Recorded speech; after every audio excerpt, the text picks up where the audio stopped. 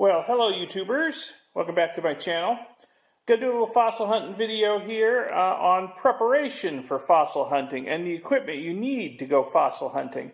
Now, Leslie and I just got back from 2 weeks of fossil hunting in the White River Badlands of Nebraska, and we both found some stuff. We got some plaster jackets over here that contain the fossils we found out in the Badlands. This one's Leslie's.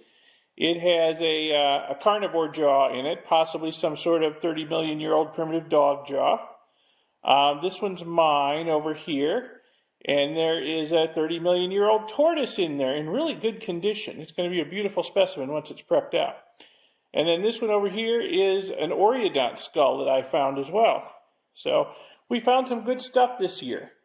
And I just wanted to go over the kind of equipment and clothing you need to go fossil hunting out in the Badlands. And this is going to apply more or less to fossil hunting anywhere. I mean, if you're going hunting for dinosaurs in Wyoming or Montana, or you're doing the Oligocene mammals in Nebraska, South Dakota, or you're doing the fossilized plants in Colorado or Wyoming, you know, you're going to be in pretty much the similar environments, and you're going to need similar equipment and clothing to get the job done.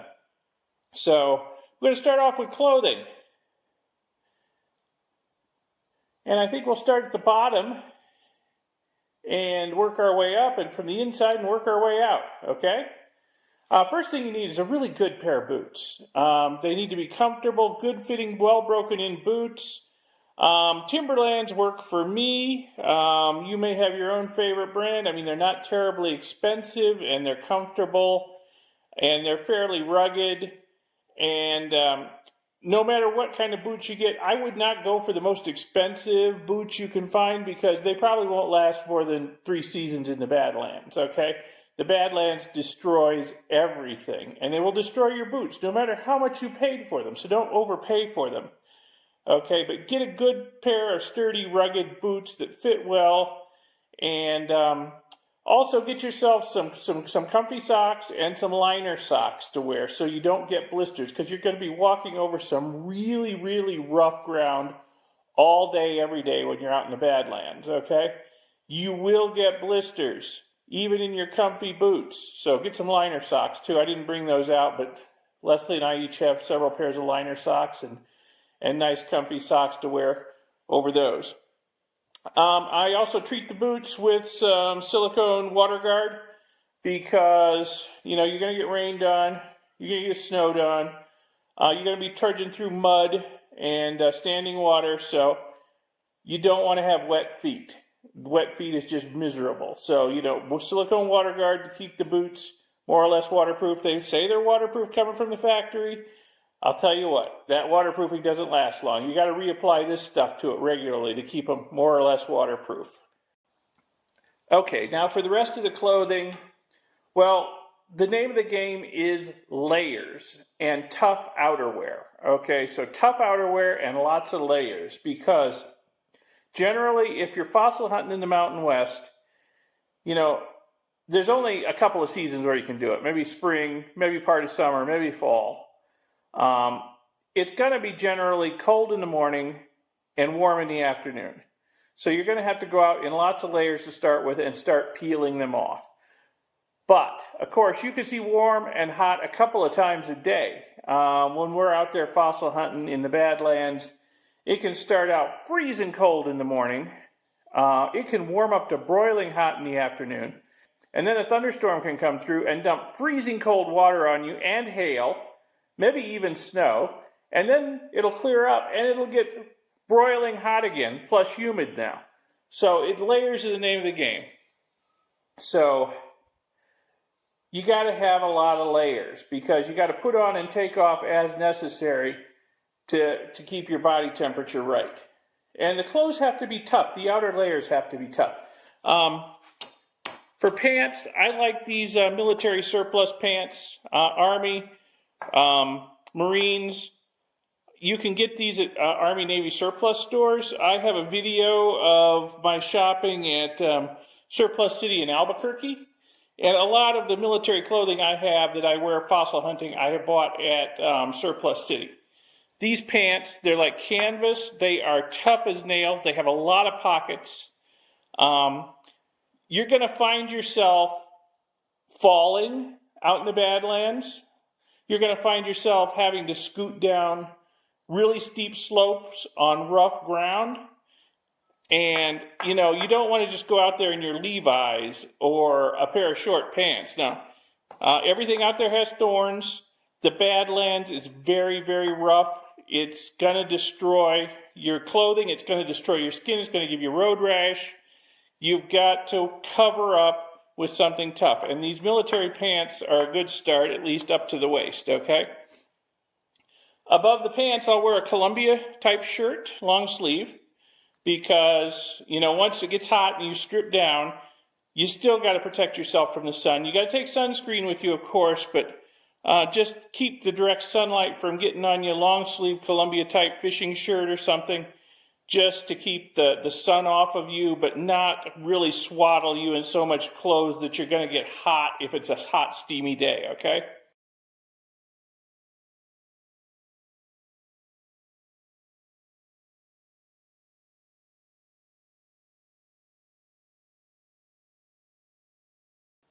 If it's going to be a freezing cold day, and I know it's going to be cold all day, it's never going to warm up to where it's going to be too hot, I might wear thermal underwear under the pants and under the shirt, okay, just for an extra layer.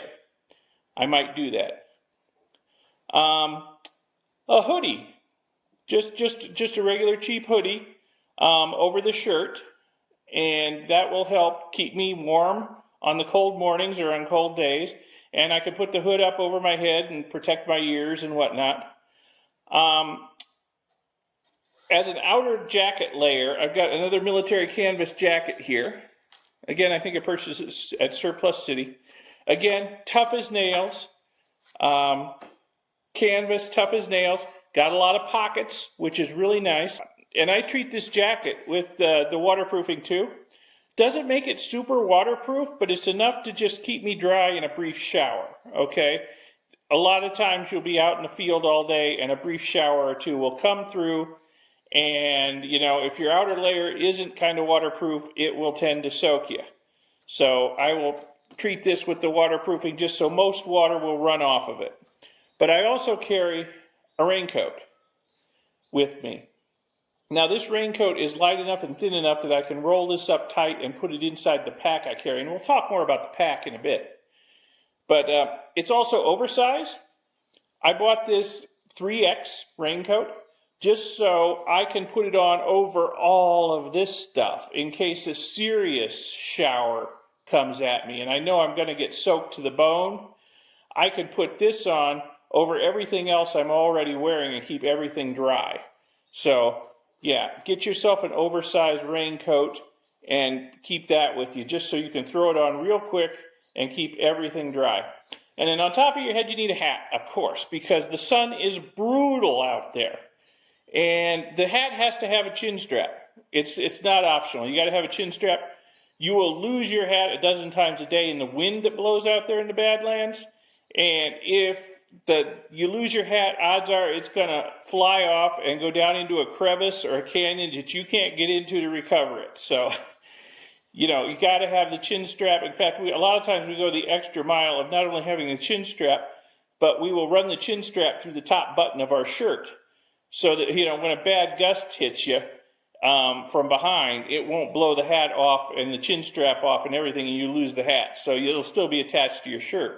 So you got to have a hat and sunscreen too, because it's brutal out there. Not only is the sun beating down on you from above, it's hitting that white Badlands material and reflecting back up on you from below. And if you're down in a valley in the Badlands, it's like you are in a broiler with the sun coming down at you from the top and both valley walls and the ground beneath you. You're just getting it from all directions. And it's not only reflecting the heat at you, it's reflecting the UV. So you've got to protect yourself from the UV. It's really bad out there. Okay, and then there's gloves. I've got 2 pairs of gloves I'll carry with me. These are cold weather gloves. I might actually leave them behind on warmer days. These are for days when it is super, super cold out in the Badlands. And that happens a lot, at least in the mornings. But some days it can be super cold all day long. These are deerskin lined gloves. They are buttery soft and super, super warm. They're one of the best investments I ever made. They're a little pricey, but they're worth it. They will keep your hands warm in just about any weather. Then I've got just like a cheap pair of mechanics gloves here.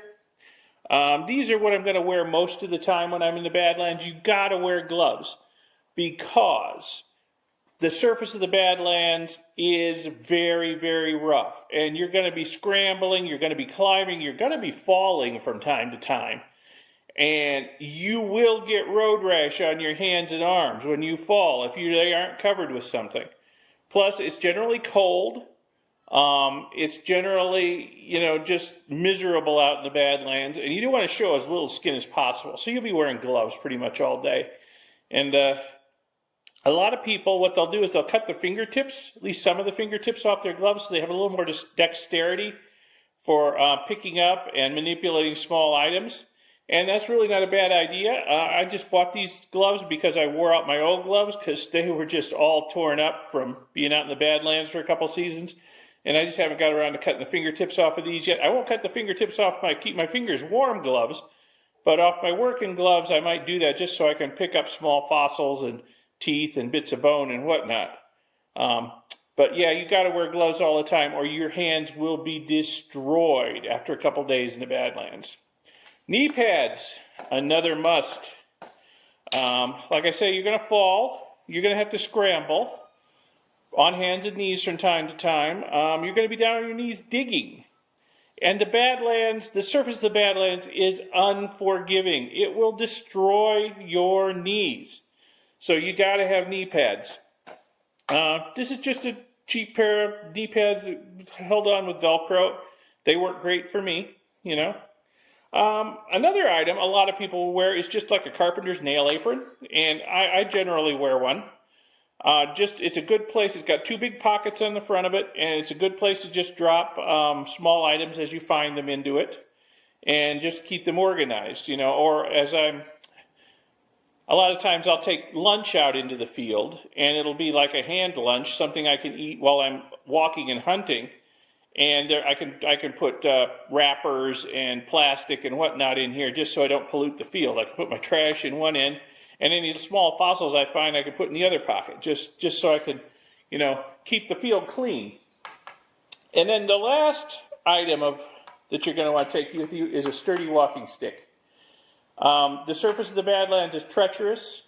It's crumbly. It's steep. It's uneven. It's very treacherous.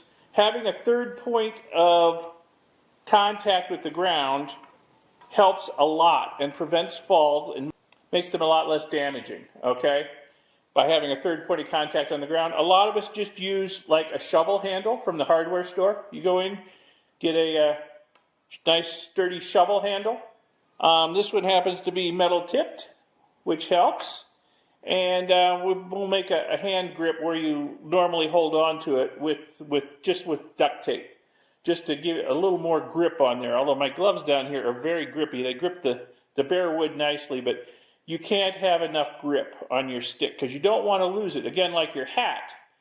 If you lose your stick, it's liable to tumble down a hill 100 feet into a crevasse where you can't get it again. So you don't want to lose your stick. The sticks come in handy for other things too. Sometimes we'll be moving a heavy jacket out. Like this jacket here probably weighs around 100 pounds. And what we'll do is we'll get a cargo net and we'll string it between a few sticks and we'll get a guy on each end of each stick and we'll carry it up out of the Badlands. We may have to climb up out of the Badlands by 100, 150 feet up really bad ground. So, you can make yourself sort of like a stretcher for the heavy jackets that way and get several guys together and pull them out. And also, speaking of stretchers, if we have an injured person, we can put the sticks together and we can either use the cargo nets or in dire emergency, we can take our pants off and string the sticks through the legs of the pants and make a stretcher that way. and haul an injured person up out of the Badlands, as long as there's enough of us there to lift the person and haul them out. So that's a possibility too. So keep that in mind. The stick is very important. It has multiple uses, all of them very important. Also, as you're walking along, sometimes you're walking through thick grass. If it's hot, there's going to be snakes. So it's good to poke the stick ahead of you and see what's ahead of you rather than just sort of charging through the thick grass. So that's pretty much all for apparel and minor accessories. Now we'll talk about the pack and the tools and supplies you're going to need to take with you. Okay, now that we've gone over what I wear in the field, I will go over what I carry in the field in my pack. So here's my pack. It's just a cheap backpack. I think it's Fuel brand. Had it forever. It's not really ideal for this, but it's a backpack I had that wasn't doing anything else, so it wound up becoming my fossil hunting backpack by default. I wish it had a few more pockets. I wish it had some netting on it. I do attach carabiners to it so I can carry other things on it easy enough. I can just attach them to the carabiners. But yeah, it's not ideal, but I already had it and it works, okay? I know where everything is. I've got certain pockets I put stuff in. It's going to be quite heavy once you first get out in the field early in the morning. But of course, early in the morning, you're still fresh. You can carry a heavy pack. Over time, it's going to get lighter as you use up your supplies. So we'll go over the supplies too. Now, we already talked about gloves, knee pads, nail apron. Now, I store this stuff in my pack when I'm not in the field. Generally, it's all on my body before I go in the field. So that makes the pack a little less bulky and a little bit lighter by putting this stuff on my body before I go out in the field. Now, I also carry, you're going to need a rock hammer. So I've got a nice Est-wing rock hammer here with a belt holster. So I'll also take this out of the pack. I store it in the pack, but I'll generally take it out of the pack and put it on my belt before I go out in the field too. That's going to make the pack lighter. It also has it in hand. I don't have to dig through the pack to get it if I see something I need to probe around at with the rock hammer. Also, I've got a nice ice pick with a sheath for the tip, because you want to get one with a sheath. Now, you can spend as much or as little on an ice pick as you want. I mean, I got a cheap one. Some people have the fancy schmancy ones with the knurled brass handles and a brass cover that screws on. You can go that way if you want. I just got a cheap ice pick. You're going to use the ice pick more than anything else to probe around. You see a little bit of bone sticking out of the Badlands matrix, you're going to probe around and see if it's the beginning of something or if it's just a random chunk of bone eroding out. There might be a whole skull underneath that. There might be, a femur, or it might just be a chunk of bone that doesn't amount to anything. But you got to probe around. An ice pick is the perfect tool for the job. So I will normally pocket the ice pick in its sheath and a paintbrush. So those will go on me out of the pack. I store them in the pack when I'm not in the field. Once I go in the field, these are on me, okay? And this is sort of the minimum gear you need to fossil hunt right here, okay? The gloves, the knee pads, the nail apron, the rock hammer, a paintbrush, and an ice pick, okay? That's kind of the minimum gear you need. And you know what? I'll have all that on my body. Then I can drop my heavy pack full of all this other stuff, which we'll talk about in a minute, and just go hunting. And I can look around and see if I can find something worth digging. And if I find something worth digging where I need all this other equipment, I'll come back and get the pack, I'll drag it over to where I found the thing, and I'll get to work on it there. But I won't carry all this other heavy stuff around with me all day long. I'll just carry it out into the field and then drop the pack once I've got all this stuff on me, and then go hunting. And then we'll talk about this other stuff.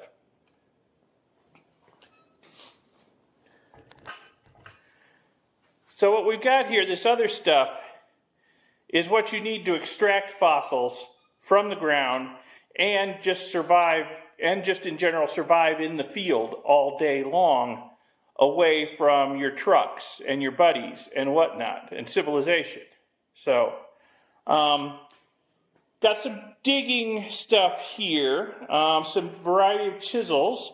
Wood chisels, it's terribly abusive on wood chisels to use them to chisel through the matrix, but actually if the matrix is not too hard, the wood chisels work really good for chiseling stuff out of the matrix. If you get into some really hard matrix, you need a proper masonry chisel. So I got one of those too. I've also got a pry bar here, and what this is good for is getting underneath fossils after you've jacketed the top of them to break them loose from the matrix. Just pound your chisels and your pry bar underneath it to break them loose from the matrix so you can flip it over then and get it out after you've already put a plaster jacket on it. So that's what this stuff really comes in handy for both digging and for breaking the fossils loose from the matrix once you have them jacketed. Got a magic marker up here. That's important. So you mark your jackets, whether you're making a big plaster jacket like this or just an aluminum foil jacket in a plastic bag, and we'll talk more about that in a minute.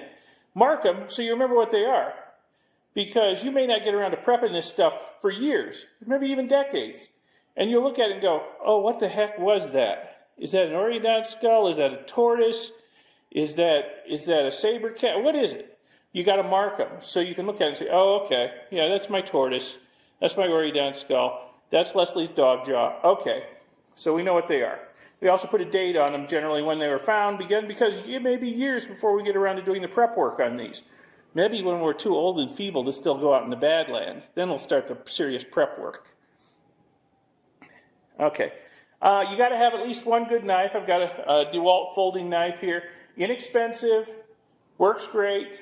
Knives come in handy for lots of things, everything from, well, you know how useful knives are. I also have a Leatherman tool that I actually won in a little contest on Instructable. So I carry that with me. It doesn't take up a lot of space, doesn't add a lot of weight. I just throw it in the pack just in case I need one of the many tools it contains. I'll have it with me. Got some bungee cords. Bungee cords come in handy for lots of things.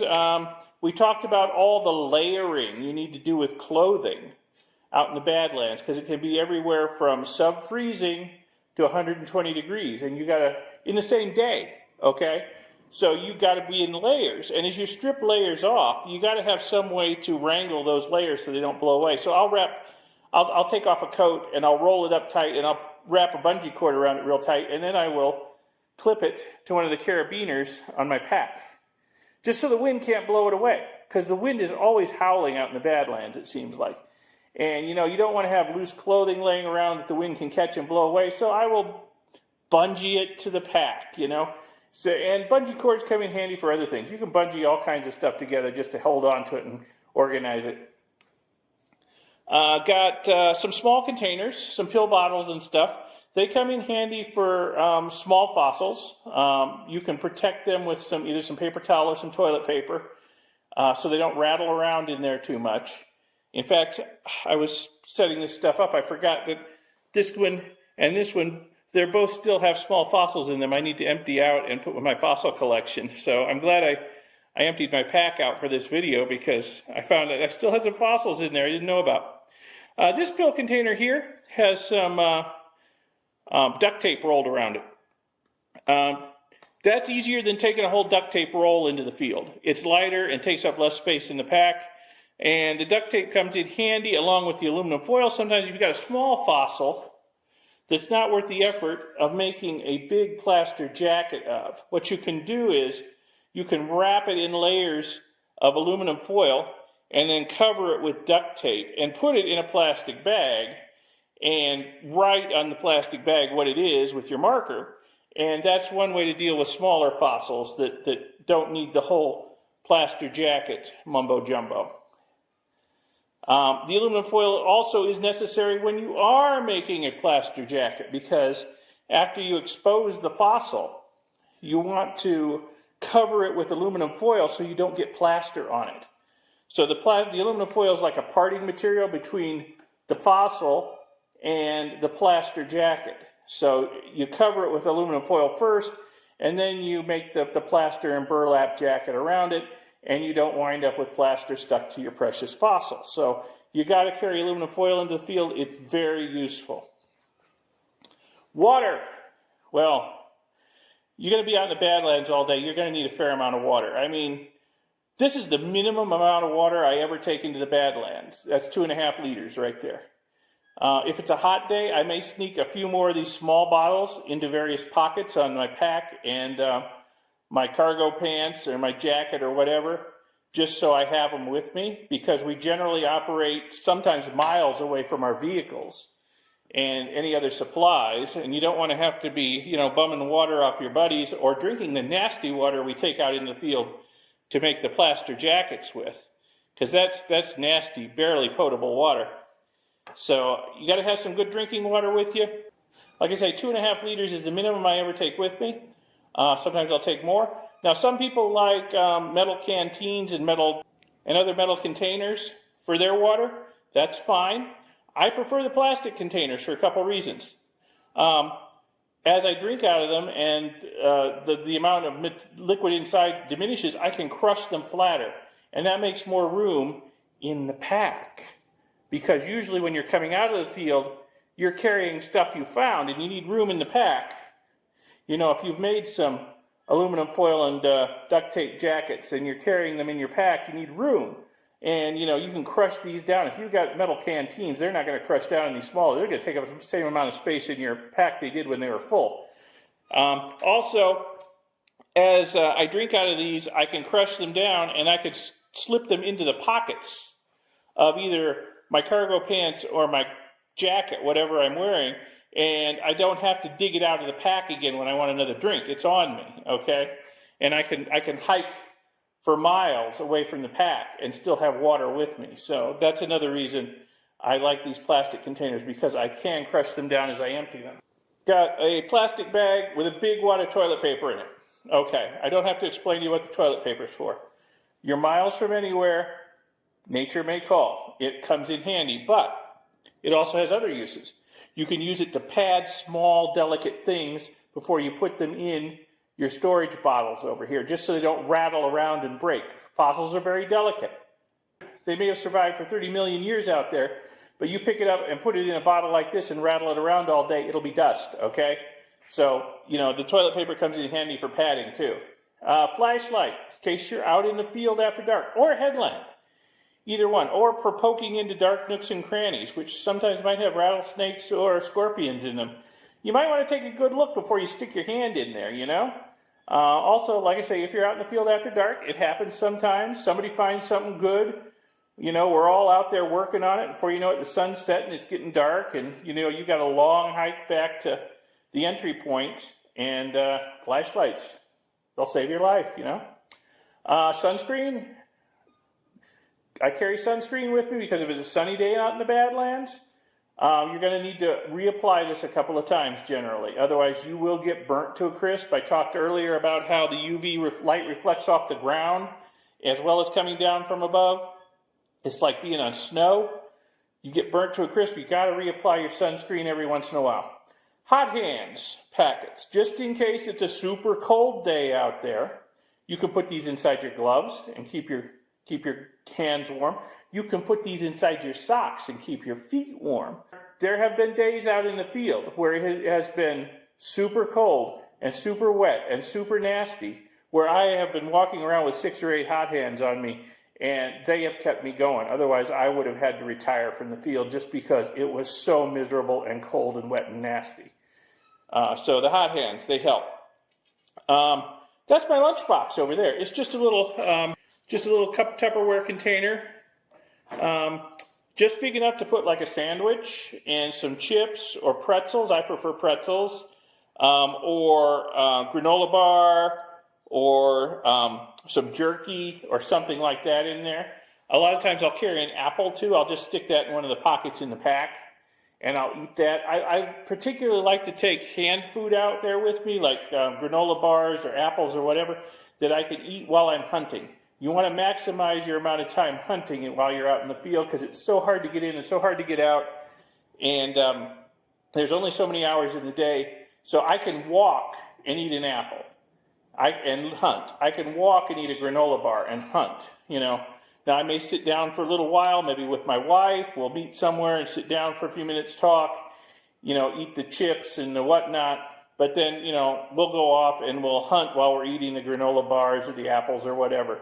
So just a little lunch, because you're going to be out there probably from early morning till sunset. You're going to get hungry. You're going to expend a lot of calories out there walking around in the Badlands. So got to take some food with you.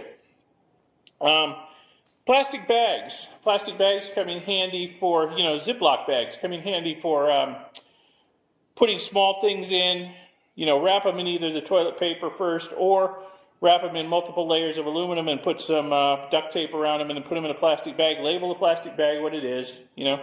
Also, in the bags, I have rubber gloves, surgical gloves.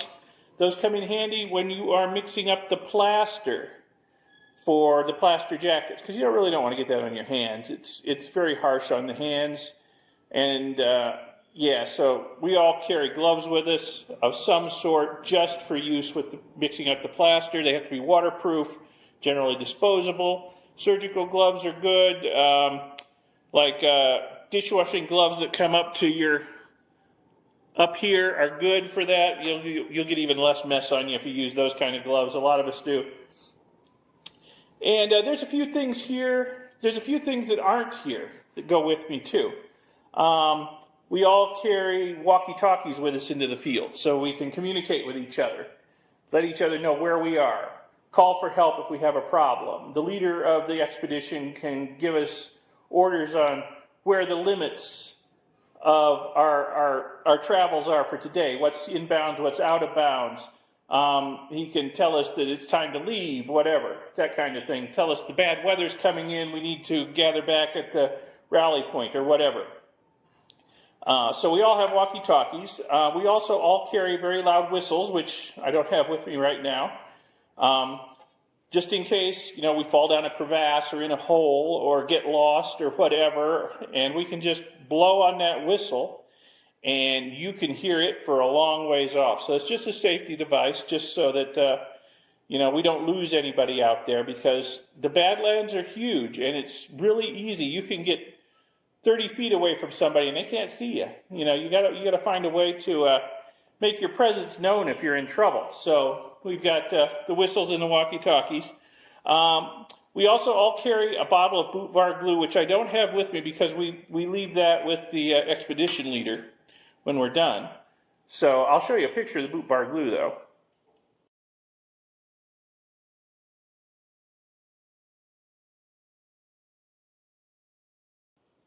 So it's about a quart. Adds a little weight to the pack, but the Boot Var glue is very important. It holds the fossils together because, I think I said earlier, they're very fragile, very friable. And you find something you want to keep it, first you coat it with Boot Var glue and let it harden, and then you can package it up either, you know, in a big plaster jacket if necessary, or in a smaller aluminum foil and duct tape jacket. Now, speaking of the plaster jackets, there's a lot of material we also carry into the field as a group, but it's not individual stuff. We all have our own individual stuff that we carry. And, you know, over the years, I have really pared back. Every time I go out into the field, I carry less, because I find that there's stuff that I've hauled around in my pack for years that I haven't used. And I'm like, why am I carrying this dead weight around every year? Throw it out. You know, I used to carry a first aid kit.